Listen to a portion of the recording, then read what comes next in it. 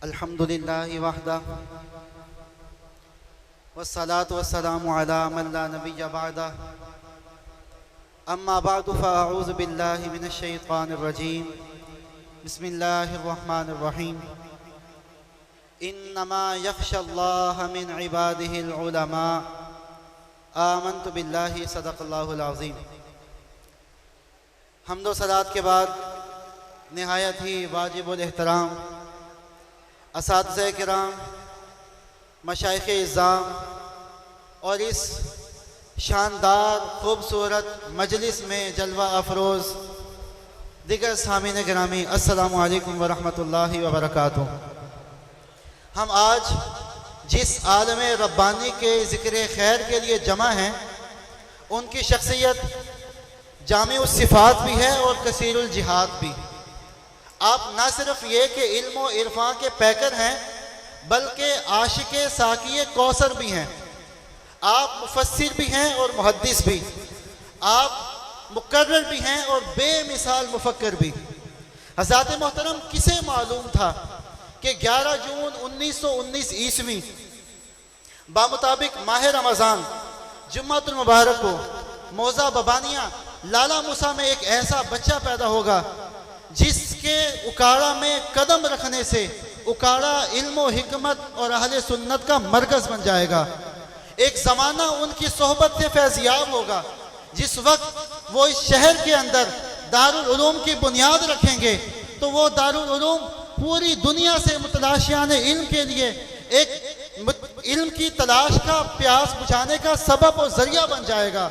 जिस वक्त वो वाज़ फरमाएंगे तो उनके वाज़ फरमाने पर मजलिस के अंदर सख्ता तारी हो जाएगा। सामीन हमतन गोश होकर उनकी गुफ्तगू को सुनेंगे। हज़रात मुहतरम, ये मेरे शेखुल कुरान थे। अगर आपके जुमला खुताबात को देखा जाए, बिलखुसूस वो खुतबा जो आपने 1979 में रायविंड के अंदर होने वाली 2 रोज़ा आल पाकिस्तान मिलाद मुस्तफ़ा कॉन्फ्रेंस, जिसमें सरकारी आदाद व शुमार के मुताबिक तकरीबन 20 लाख अफराद ने शिरकत की, उस आलमी आल पाकिस्तान मिलाद मुस्तफ़ा कॉन्फ्रेंस में आपने सदारती खुतबा इरशाद फरमाया।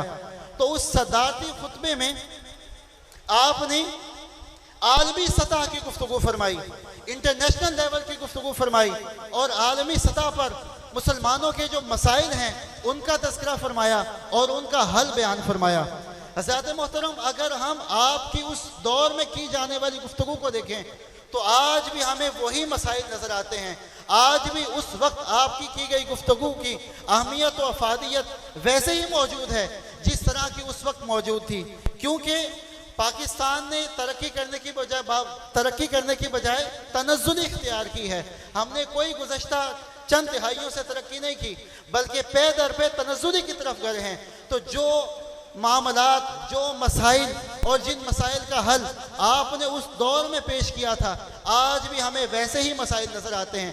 हज़रात मोहतरम, उस दौर के अंदर हुज़ूर शेखुल कुरान अल्लामा ग़ुलाम अली कालवी रहमतुल्लाह तआला अलैह ने उस कॉन्फ्रेंस के अंदर इस बात को बयान फरमाया कि पाकिस्तान के अगर हालात दुरुस्त करना चाहते हैं तो इन हालात की दुरुस्ती के लिए यहाँ पर निज़ाम मुस्तफ़ा का नाफिज होना ये नस्बुल ऐन है।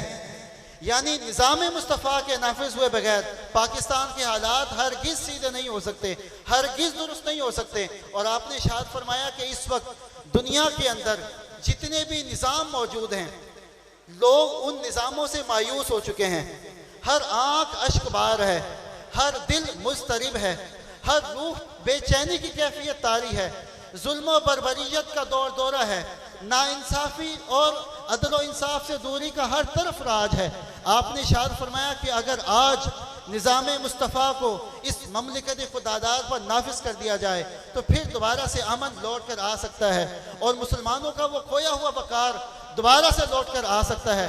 आप रहमतुल्लाह तआला अलैह ने इरशाद फरमाया, कुरान मजीद फुरकान हमीद की एक आयत मुबारक इरशाद फरमाई जो कि आपके शेखुल कुरान रहमतुल्लाह तआला अलैह का मुँह बोलता सबूत था।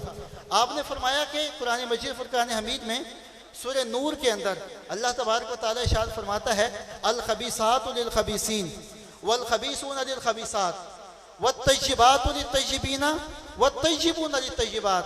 आपने फरमाया पाकीज़ा चीज़ें पाकीज़ा लोगों के लिए हैं और नापाक चीज़ें नापाक लोगों के लिए हैं।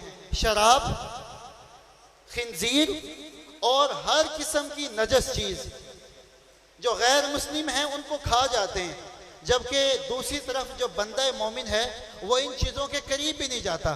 तो आपने ये बात इशारा फरमाने के बाद फरमाया, इससे हमें पता ये चला कि मुसलमान और गैर मुस्लिम जो कौमें हैं उनकी ज़रूरियात अलग हैं, उनकी तरजीहात अलग हैं, उनकी ज़रूरियात अलग हैं। तो फिर जब उनकी ज़रूरियात और तरजीहात ही अलग हैं तो ये कैसे मुमकिन है कि अंग्रेज़ के बनाए निज़ाम के तहत एक मुसलमान इस्लामी ज़िंदगी गुजार सके?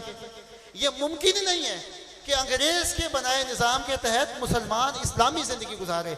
अगर मुसलमान ने इस्लामी ज़िंदगी गुजारनी है, मुसलमानों ने इस्लामी ज़िंदगी के मुताबिक, इस्लाम और शरीयत के मुताबिक अपनी ज़िंदगी को गुजारना है, तो इसके लिए निज़ाम मुस्तफ़ा का नाफिज होना ये ज़रूरी है।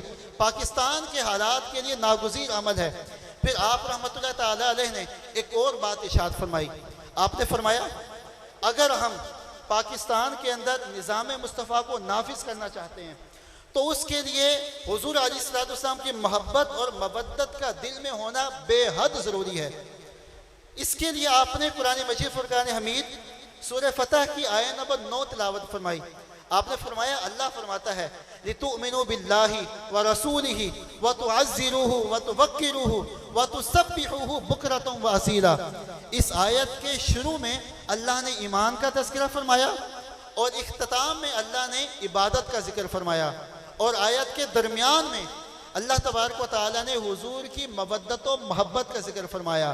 गोया कि इससे बिलाली ना रही, फ़लसफ़ा रह गया, तलकीन गज़ाली ना रही।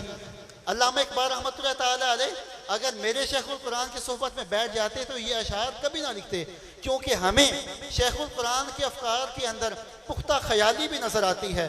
सिर्फ बरक़े तबई और शोला मकाली नहीं, बल्कि आपकी अज़ा के अंदर रूह बिलाली भी नज़र आती है और हमें तलकीन ग़ज़ाली भी नज़र आती है।